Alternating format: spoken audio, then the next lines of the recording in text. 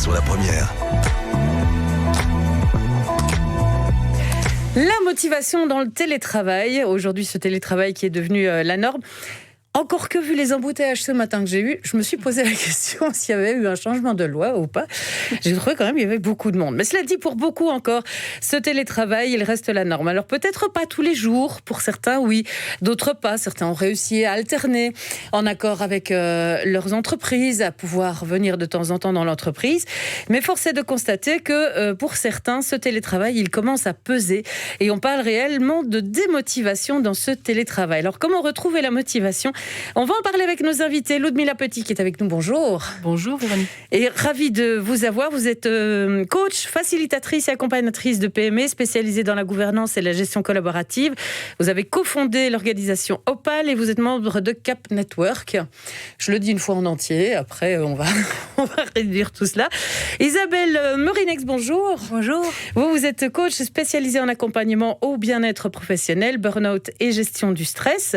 On va parler avec vous évidemment de cette démotivation au télétravail. Est-ce que c'est une réalité ? Moi, j'entends parfois autour de moi des gens se plaindre, mais je ne suis pas représentative non plus. Donc, est-ce que sur le terrain, vous notez qu'effectivement, ce télétravail entraîne des démotivations ? Et pourquoi, Ludmila ? Alors, je peux vous dire que dans les entreprises, c'est effectivement une réalité. Il faut se rendre compte que quand tout le monde a basculé en télétravail, on a été persuadé que c'était pour quelque temps. Et moi, je suis une grande fervente du télétravail. Je pense que c'est un facteur de motivation pour beaucoup et de plaisir au travail. Par contre, ce travail généralisé, subi pour la plupart par les personnes qui travaillent, mais aussi forcé, même pour les managers qui n'ont pas forcément envie de télétravailler, sur la distance, avec parfois un matériel qui est vraiment très limite, c'est compliqué de garder de la motivation pour chacun des travailleurs et puis collectivement aussi garder un peu le sentiment de travailler en équipe. Et c'est une réalité, il y en a qui se disent oubliés, qui n'ont pas mis le pied dans leur entreprise depuis le mois de mars et qui ne mettront peut-être même pas le pied dans leur entreprise avant très longtemps. Donc c'est compliqué de rester très motivé et de rester centré sur son travail dans ces conditions-là. Isabelle, cet aspect non choisi, ça rajoute encore peut-être à l'aspect pesant que ressentent certains ? Oui, il y a, je pense, l'élément du non choisi, du est-ce que ça va bouger un moment, ou ça vient, ça part, on ne sait pas. Donc il y a cette notion aussi d'incertitude qui vient impacter encore plus ce problème de motivation dans le quotidien. Et moi, ce que je perçois vraiment, c'est une lassitude et une perte de sens aussi à un moment. Est-ce que ça a encore du sens de continuer à travailler ? Parce que, en fait, le lien que moi je fais par rapport à la motivation, donc c'est comme, pour pouvoir être motivé dans son travail, on a besoin d'avoir 4 ingrédients pour se sentir bien. On a besoin de se sentir compétent, on a besoin de se sentir être autonome dans la gestion de la manière dont on gère notre travail. On a besoin de liens et on a besoin de valeurs et de sens. Et ça, je sens réellement qu'aujourd'hui, c'était déjà une problématique au moment avant le Covid, parce qu'on identifiait déjà que la motivation était un problème dans notre société. Et le Covid vient vraiment ralourdir cette sensation de motivation au travail par ces éléments. Alors les ingrédients aujourd'hui sont impactés par le Covid parce que c'est déjà une faille qui existait dans notre société, mais le Covid vient intensifier cette faille. Pour certains, clairement en lien avec Ludmila, certaines personnes en fait apprécient beaucoup le fait de travailler aussi à distance. Donc c'est important de ne pas généraliser, mais on sent en moyenne vraiment une lassitude de fond et une démotivation. C'est vrai qu'on avait fait une émission avant les grandes vacances, où on avait parlé des effets du télétravail et où on a vu beaucoup d'aspects positifs qui étaient ressortis dans le chef de nos auditeurs, qui nous disaient j'ai découvert que j'avais du temps, j'ai découvert que ne pas passer des heures dans les embouteillages, c'était du temps de gagner pour moi et pour ma famille aussi. Alors évidemment, certains soulignaient le fait qu'être avec les enfants et tout le monde dans la même pièce, donc c'était la situation du premier confinement, c'était compliqué, mais une fois que les enfants étaient retournés à l'école, ça allait beaucoup mieux. Et on a vu beaucoup d'aspects positifs. Et puis, il y a une espèce de lassitude qui finit par s'installer. Alors, vous avez parlé du manque de perspective. On a reçu un message de Bénédicte par SMS, et vous pouvez nous faire part de vos messages, bien sûr, par SMS au 60 31 75 centimes le message, par courriel tendancepremière@rtbf.be ou en allant sur la page Facebook de notre émission, bien entendu. Et Bénédicte, Bénédicte, elle nous dit qu'au début, elle ne trouvait que des avantages au fait de devoir télétravailler. Et puis, elle s'est aperçue que petit à petit, elle se fatiguait. Il lui fallait de plus en plus trouver de motivation pour se lever le matin, pour se remettre devant son ordinateur. Et ce qui la pèse le plus aujourd'hui, c'est de constater à quel point les tâches qu'elle réalise depuis le télétravail, sont des tâches typiquement administratives, qu'il n'y a plus de créativité, le fait de ne plus voir ses collègues aussi, ça lui manque beaucoup, qu'elle n'a plus de relations avec quasiment personne, si ce n'est ses voisins, qu'elle aime beaucoup et qu'elle a découvert, mais qu'elle n'a pas choisi non plus, précise-t-elle, et que donc ça lui manque. Et effectivement, le fait de passer de plus en plus de temps en télétravail a fait ressortir certains aspects négatifs de son travail aussi.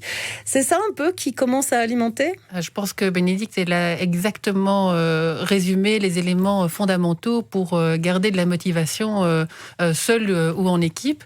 Et c'est vrai que le fait que cette situation ait perduré, que ce soit devenu un nouveau normal, même si on sait qu'il ne sera peut-être pas à long terme, c'est de vraiment se forcer à se réinventer dans la motivation. Donc au début, en fait, on a fait un copier-coller de ce qu'on pensait être bon pour se motiver ou pour motiver ses équipes. Et aujourd'hui, on se rend compte qu'il faut vraiment, on a un nouvel environnement de travail, il faut se réinventer et inventer une nouvelle manière de faire en sorte qu'on soit motivé soi ou que les équipes soient motivées. Donc c'est très important de ne pas faire de copier-coller, par contre, de prendre les ingrédients de base, comme les a expliqué Isabelle, et de faire un grand shaker et puis de se dire maintenant comment est-ce que je vais pouvoir me réinventer dans ce nouveau normal. Oui, parce qu'on va voir aussi l'aspect entreprise du côté des entreprises. Que faut-il mettre en place pour continuer à motiver évidemment ses employés dans le télétravail? Que faut-il éviter? Quels sont les écueils dans lesquels il ne faut pas tomber? Et on va parler aussi avec vous, Isabelle, de la manière dont nous on peut se motiver régulièrement, retrouver en tout cas cette motivation et avoir un rapport plus serein avec le télétravail si ce rapport est devenu compliqué et complexe. On va en reparler dans un instant, ce sera juste après une page de pub. Tendance première. On a le message de Jean-Luc qui est justement patron d'une petite entreprise spécialisée dans les solutions informatiques. Il dit que son entreprise s'est évidemment très vite adaptée au télétravail, mais que de fait, il a du mal aujourd'hui à garder la motivation de ses employés, qu'il ne sait pas très bien comment s'y prendre. Ce n'est qu'une petite entreprise, nous dit-il. Je n'ai pas de groupe RH qui pourrait organiser certaines choses. Tout repose sur mes épaules et ceux de ma secrétaire. Nous essayons de mettre des choses en place, mais ce n'est pas évident lorsqu'on est une toute petite entreprise. J'ai déjà un employé qui est parti et j'ai eu du mal à le remplacer parce que le télétravail n'est pas forcément effectivement le choix de tout un chacun. Donc du côté des entreprises aussi, il y a des difficultés visiblement. Et c'est vrai que tout le monde n'a pas une grosse entreprise avec 15 personnes en RH ou bien des gens qui peuvent réfléchir à comment est-ce qu'on va motiver les gens. On est loin de là, ici. Oui, et c'est vrai que la première personne à motiver, c'est le manager lui-même. C'est dire, il faut que moi, je sois motivé. Lui aussi, il a peut-être du mal à se lever tous les matins. Et donc, c'est ça qui est intéressant, c'est qu'en fait, on est tous dans la même situation.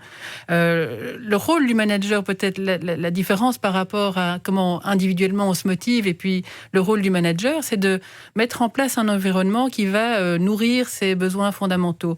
Donc, c'est pas sur lui qui repose tout, mais il doit faire en sorte que l'environnement soit favorable à cette motivation individuelle.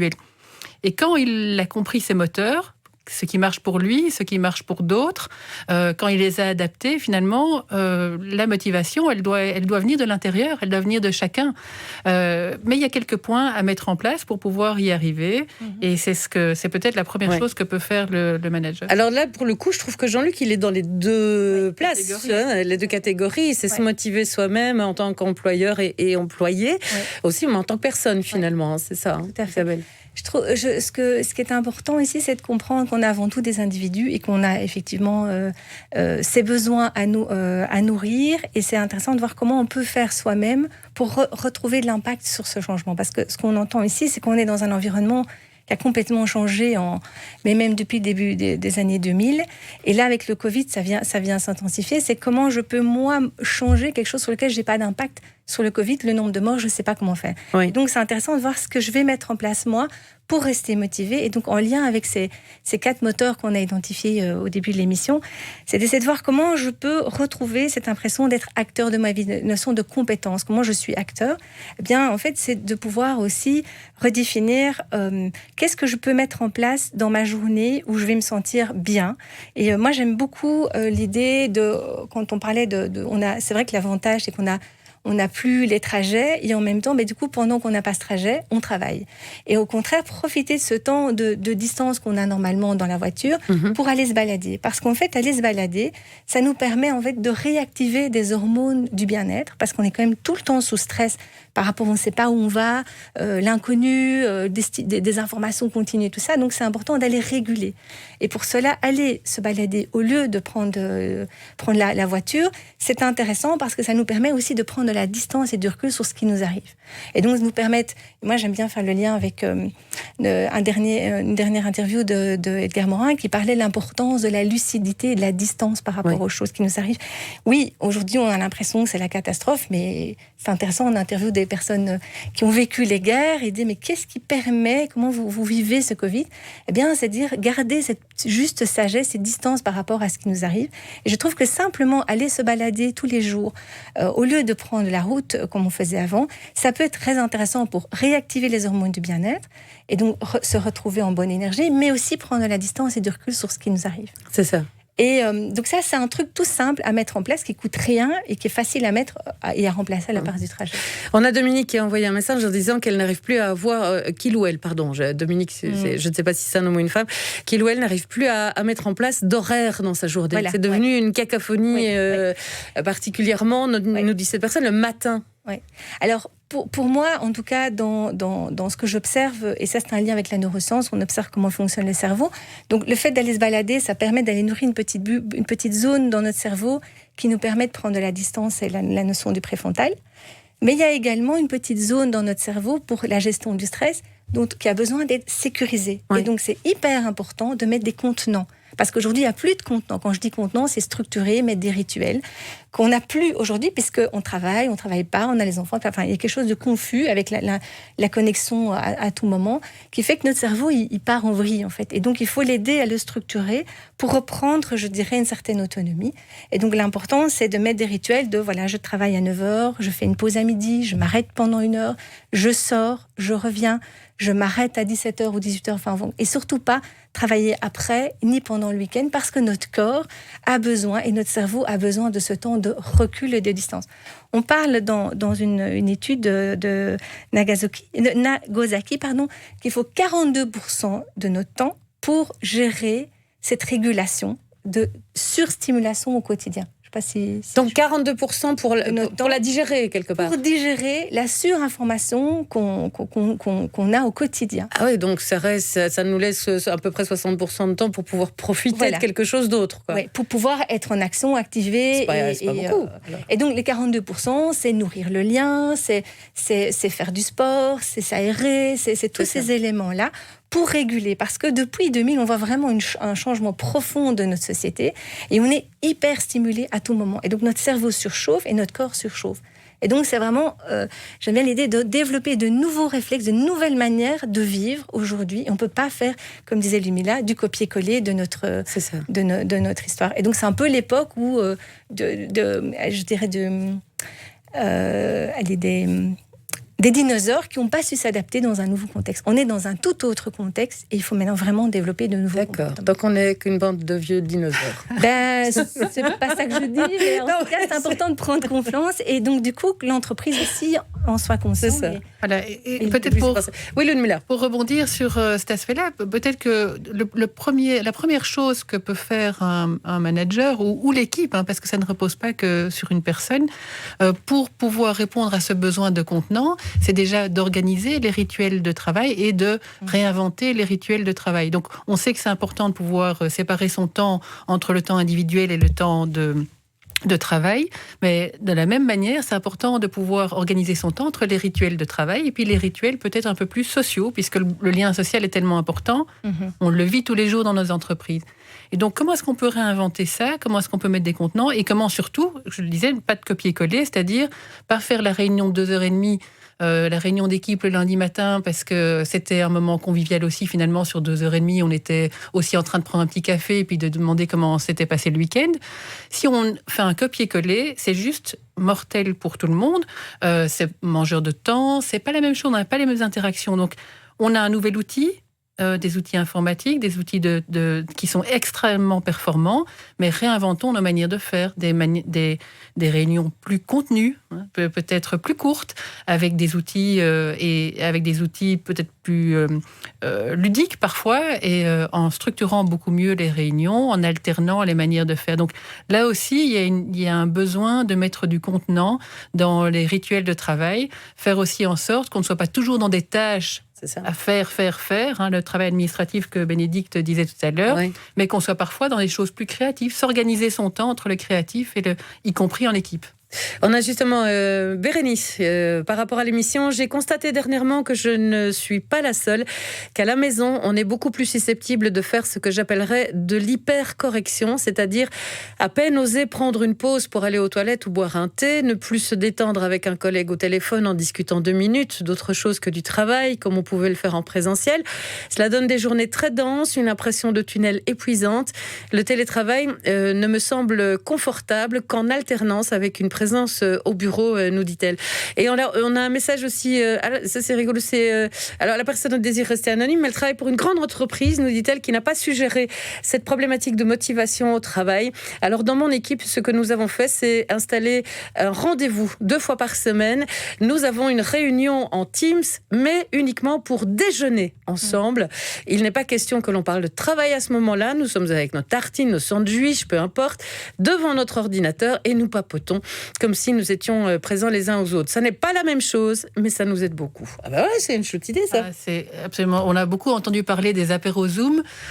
S'ils sont organisés, ça peut être même très sympa. Ces rituels où on se retrouve, ce qu'on appelle les rituels sociaux, ça fait office de machine à café. En fait, avant, on avait cette machine à café où se transmettaient les informations importantes et puis surtout se créer le lien. Aujourd'hui, on peut réinventer la manière de créer le lien. Par exemple, il y en a qui cuisinent ensemble. Il y en a qui mangent, comme vous veniez de le dire, qui mangent ensemble. Et il y a même des applications maintenant pour les très grandes entreprises où c'est peut-être plus compliqué à organiser, où il y a des rendez-vous, des sortes de speed dating qui sont organisés de manière aléatoire entre des personnes pour qu'elles se rencontrent et fassent office quelque part de machine à café et de créer le lien. C'est fondamental. Et ça marche, ça, dans les grandes entreprises? Alors, moi, je n'ai pas testé l'application. Je pense que la meilleure manière de faire, c'est quand même de susciter les personnes, de motiver les personnes à le faire par elles-mêmes et à se créer des moments de lien, plus que de le faire de manière organisée. Par contre, peut-être qu'il faut lancer la tendance, quoi. Il faut pouvoir dire, faites-le tous les vendredis après-midi à 2h. Il y en a même qui travaillent ensemble à distance, c'est-à-dire ils ne travaillent pas sur un même sujet, ils travaillent chacun sur des tâches individuelles, mais en travaillant à distance. Et le fait, j'étais très étonnée au départ, mais en me demandant si c'était très efficace, mais en réalité, il semblerait que le fait d'être de travailler en ayant un spectateur, puisque c'est ça finalement, permet d'augmenter la performance et la motivation aussi, puisqu'on est dans le lien, on lève la tête un peu derrière notre PC, on dit sinon ça va, tu sais que tel client, il a finalement confirmé, et puis voilà, ça crée du lien de façon informelle aussi, et ça peut augmenter la performance contre toute attente. C'est ça. Et autant choisir un chouette collègue alors. On a toujours un chouette collègue. Oui, évidemment, mais on n'a que des chouettes collègues. Et c'est évidemment le cas ici, dans cette émission aussi. Parmi les témoignages qui nous sont arrivés, il y a aussi le fait qui est souligné dans la démotivation d'une fatigue plus grande de devoir être constamment derrière son ordinateur alors qu'on n'en avait pas forcément l'habitude. Alors je sais qu'il y a des métiers où effectivement c'est quand même quasi toute la journée derrière son ordinateur, d'autres pas. Là, les moments de déconnexion, ils sont importants. Il faut pas rester toute la journée devant son ordinateur. Il faut éviter ce genre de choses. Ce que je conseille beaucoup aussi, c'est que, à la limite, c'est une petite application, c'est une cliente qui me disait ça, que je trouvais génial, c'est qu'elle prend sur son GSM, toutes les heures, ça sonne. Oui. Il y a un petit message, et donc c'est une petite pause, une petite musique, dire ok, je m'arrête, je respire, je fais un tour, je bois un verre d'eau, je vais aux toilettes, peu importe, mais rester connecté en fait à son corps et comment je vais, comment je me sens, pour revenir. Et en fait, ça nous permet de nouveau de réguler cette notion d'être tout le temps derrière les écrans.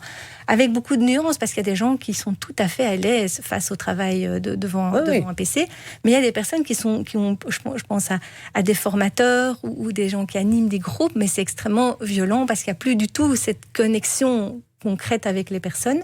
Et donc, du coup, elles doivent d'autant plus aller chercher et être créatives pour aller chercher des ressources où elle va pouvoir se relier au lien, parce qu'en fait, je reviens avec le côté plus médical aussi, le lien, ça crée de l'ocytocine. Et donc, il faut savoir, et c'est important pour les managers aussi, que ça va nous rendre beaucoup plus performants. Donc, ce n'est pas du tout une perte de temps de manger, papoter ensemble. C'est un élément positif pour reprendre, recréer de la confiance, de la sécurité et être encore plus efficace. Aller se balader, faire ses pauses, nous, on l'observe vraiment, ça permet d'avoir beaucoup plus de performance à long terme. Donc, c'est pas du tout une perte de temps. C'est ça que je voudrais dire par rapport à la remarque de la personne qui dit on papote, on mange un sandwich en dessous. En fait, c'est nécessaire. C'est même peut-être mieux pour après l'après-midi reprendre son travail. Ouais. Mon mari n'a pas le temps de se lasser. Il a beaucoup plus de travail qu'avant. C'est réunion sur réunion. Il n'a même plus de pause déjeuner. Et je vois qu'autour de moi, amis, collègues, famille, c'est pareil. Beaucoup plus de travail qu'avant. Le problème, c'est qu'il n'y a plus d'intervalle. Il n'y a plus d'intervalle entre les réunions.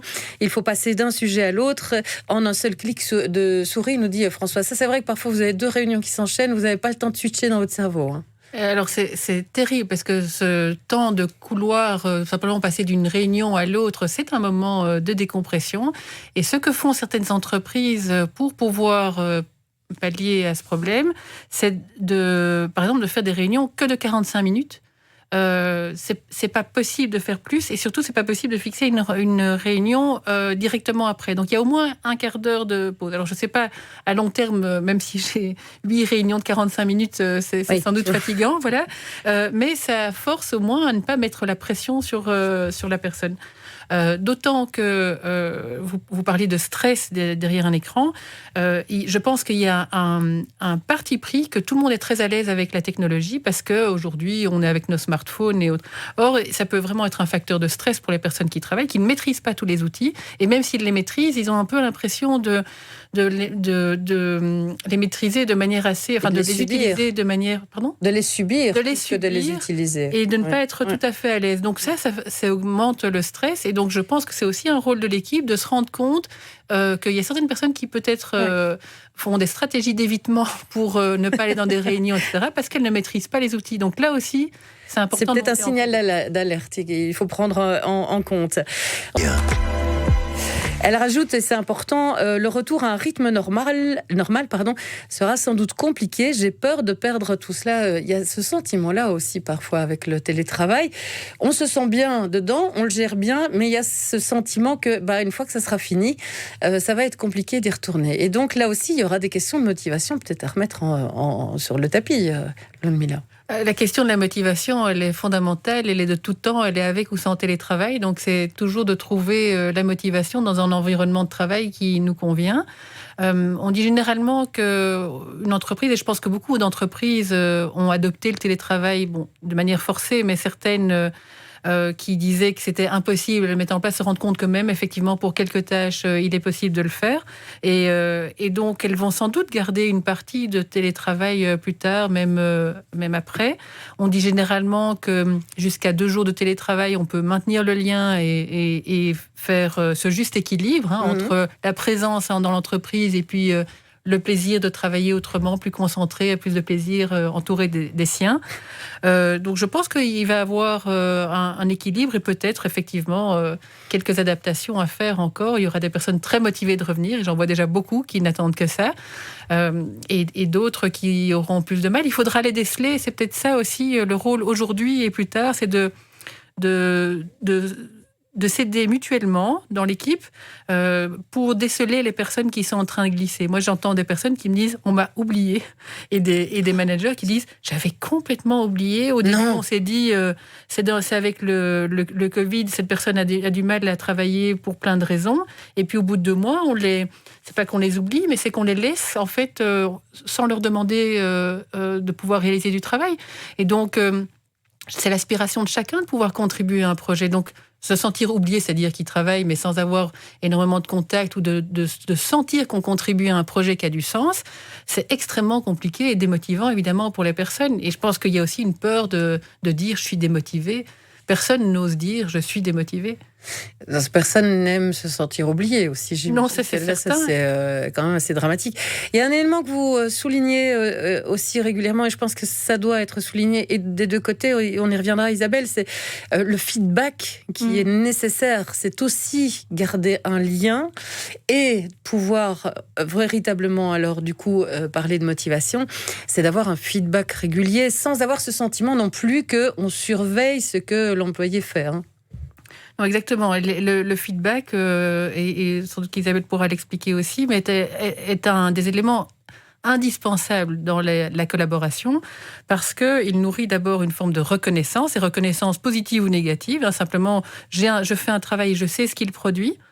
Et donc, c'est important de pouvoir donner du feedback sur ce qui est fait. D'abord, donner des objectifs, mais aussi de dire, voilà, par rapport au travail fait, voilà ce qui est positif, voilà ce qui est éventuellement à changer. Donc, plutôt que de ne rien dire, plutôt que de ne pas avoir ces moments de feedback parce qu'on se dit, bon, ça prend encore du temps, ça va être une réunion supplémentaire, surtout, maintenez-les parce que c'est de la nourriture essentielle pour l'individu. Moi, j'aimerais rebondir dans la notion, donc quand je reviens dans la partie plus physique et émotionnelle, c'est qu'effectivement, le fait d'avoir du feedback vraiment vient nourrir aussi, et je refais le lien avec l'hormone de l'ocytocine, remet de la sécurité et de la confiance. Oui.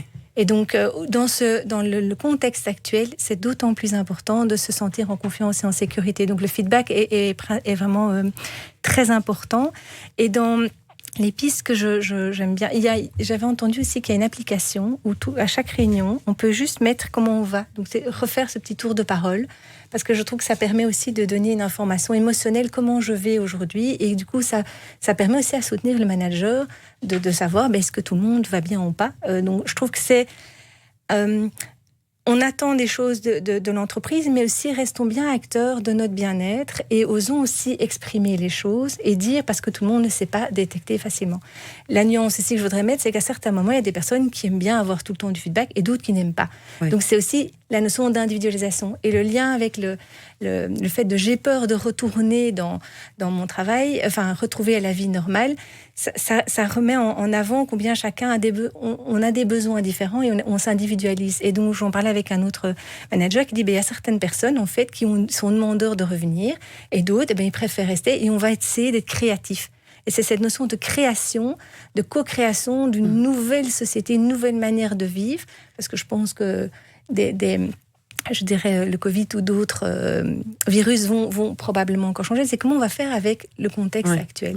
Je pense que ça, c'est important de garder en arrière-plan. On a Greg qui soulignait un élément important, quid des parents monoparentaux, demandeurs d'emploi qui sont d'office dans une sorte de télétravail et surtout sans collègues. C'est encore plus seul, et désorganisé. Et c'est vrai que les demandeurs d'emploi sont aussi effectivement dans une forme de télétravail et que se motiver à chercher du travail en télétravail, c'est pas forcément évident. Donc, on l'avait fait avec Jean-Olivier Collinet. On repasse le petit message si vous avez des demandeurs d'emploi qui s'adressent à vous dans votre entreprise, accueillez-les avec bienveillance, même si c'est pas pour leur donner un boulot, mais accueillez-les avec bienveillance parce qu'ils ont aussi besoin d'un retour et de sentir qu'ils existent et que ce qu'ils font n'est pas inutile, tout comme vos employés ont besoin de sentir que ce qu'ils font n'est pas inutile non plus. Et alors, petit clin d'œil pour terminer rapidement, c'est celui d'Olivier qui voudrait, Ludmila, que vous répétiez qu'une réunion en télétravail ne doit pas être une réunion comme d'habitude. Il va l'enregistrer, nous dit-il, et l'envoyer à ses patrons. Et il faut être tolérant aussi, c'est compliqué de se réinventer toujours. Et soyez acteur aussi, proposez. Déjà, réduire le temps de la réunion, et puis effectivement, peut-être pas en faire systématiquement et les faire durer ou les faire perdurer. C'est pas là que le lien social va se faire de toute façon. Non. Voilà. Ludmilla Petit, Isabelle Marionnex, merci beaucoup à toutes les deux d'être venues dans cette émission pour nous parler de ce sujet. On espère qu'on vous a donné quelques petites clés, quelques petites pistes. Attendez bien 11h30 pour sortir vous balader, ça sera la fin de l'émission parce qu'on a encore des choses à vous proposer évidemment.